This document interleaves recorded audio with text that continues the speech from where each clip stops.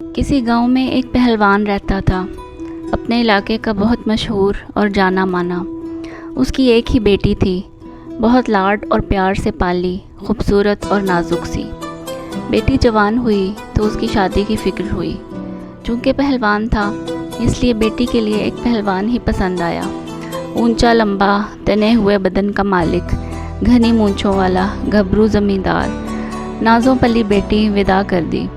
6 ماہ بھی نہ گزرے تھے کہ پہلوان داماد نے بیٹی کو مار پیٹ کر نکال دیا کہ گھر کا کوئی کام نہیں آتا اسے۔ باپ کا دل بہت رنجیدہ ہوا، مگر کسی کو کچھ نہ کہا کہ فضول میں تماشا بنے گا۔ بیوی سے کہا کہ اسے ہر چیز سکھاؤ جو گھرداری کے لیے ضروری ہوتی ہے۔ ماں نے بیٹی کو جھاڑو پوچھا، کھانا پکانا سب سکھایا۔ چند ماہ بعد صلح صفائی ہوئی۔ داماد کو بلایا، معافی مانگی کہ شرمندہ ہیں، لاڈ پیار میں گھرداری نہ سکھائی۔ 6 ماہ نہ گزرے، بیٹی پھر مار کھا کر میکے واپس آ گئی کہ کوئی سینہ پرونا نہیں آتا۔ پھر پہلوان بہت دکھی، پھر بیوی کو کہا اسے سینہ پرونا سکھاؤ۔ بیوی نے سلائی کڑھائی، گوٹا کناری، رضائیاں بچھائیاں، یہاں تک کہ پراندے اور ہزار بند بھی سکھائے۔ پھر داماد کو بلایا، غلطی کی معافی مانگی اور بیٹی رخصت کی۔ پھر چند ماہ گزرے، بیٹی پھر نیلو نیل، مار کھا کر میکے واپس کہ کھیت کھلیان نہیں سنبھال سکتی میرے ساتھ، گائے بھینسوں کا دودھ دوہنا نہیں آتا۔ پہلوان بہت ہی دکھی، رنجیدہ، یا اللہ کیسا نصیب ہے بیٹی کا۔ خیر بڑی عزت تھی زمانے میں، خاموش رہا۔ بیٹی کو ساتھ لے جاتا، کھیتی باڑی کے کام سکھائے، اور ایک بار پھر بیٹی بہت دعاؤں کے ساتھ رخصت کی۔ پھر چند دن گزرے، بیٹی پھر روتی ہوئی میکے۔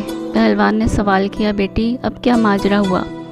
کہنے لگی، میرا شوہر کہتا ہے تو آٹا گوندتے ہوئے ہلتی بہت ہے۔ پہلوان کو اب ساری بات سمجھ میں آئی۔ اس کے داماد کو عادت پڑ چکی تھی مارنے کی، اور لت لگ گئی تھی بیوی پر روب جمانے کی۔ کہنے لگا، بیٹی میں نے تجھے سب سکھایا، مگر یہ نہیں سکھایا کہ تو بیٹی کس کی ہے۔ بیٹی حیران ہوئی مگر کچھ نہ سمجھی۔ چند دن بعد داماد پہلوان کو احساس ہوا کہ بہت عرصہ گزرا، نہ سسر نے معافی مانگی نہ بیٹی واپس بھیجی۔ خیر خبر لینے سسرال کے گھر گیا۔ سسر نے دروازے پر روک لیا اور کہا، انہی پیروں پر واپس چلا جا، آج کی تاریخ یاد رکھ لے، پورے 2 سال بعد آنا اور آ کر بیوی لے جانا۔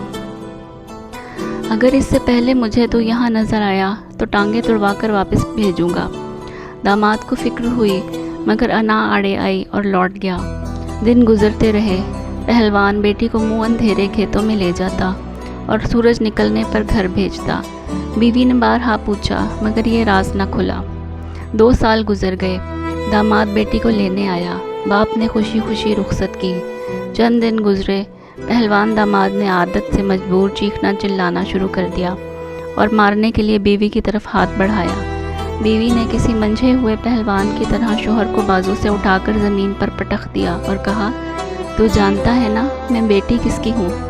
وہ سمجھ گیا کہ اب کی بار 2 سال میں باپ نے بیٹی کو کیا سکھا کر بھیجا ہے، اور اس کے بعد پہلوان کو دوبارہ بیوی سے اونچی آواز میں بات کرتے نہیں دیکھا گیا، اور بیٹی کبھی دوبارہ مار کھا کر میکے نہیں آئی۔ باپ نے بیٹی کو کیا سکھایا آپ بھی جان گئے ہوں گے۔ ہر چیز ماں کے سکھانے کی نہیں ہوتی، کچھ باتیں، کچھ اعتماد باپ بھی بیٹیوں میں لاتا ہے۔ اس لیے میں سمجھتی ہوں جو دور جا رہا ہے اس میں بیٹیوں کو اپنی حفاظت کرنا ضرور سکھانا چاہیے۔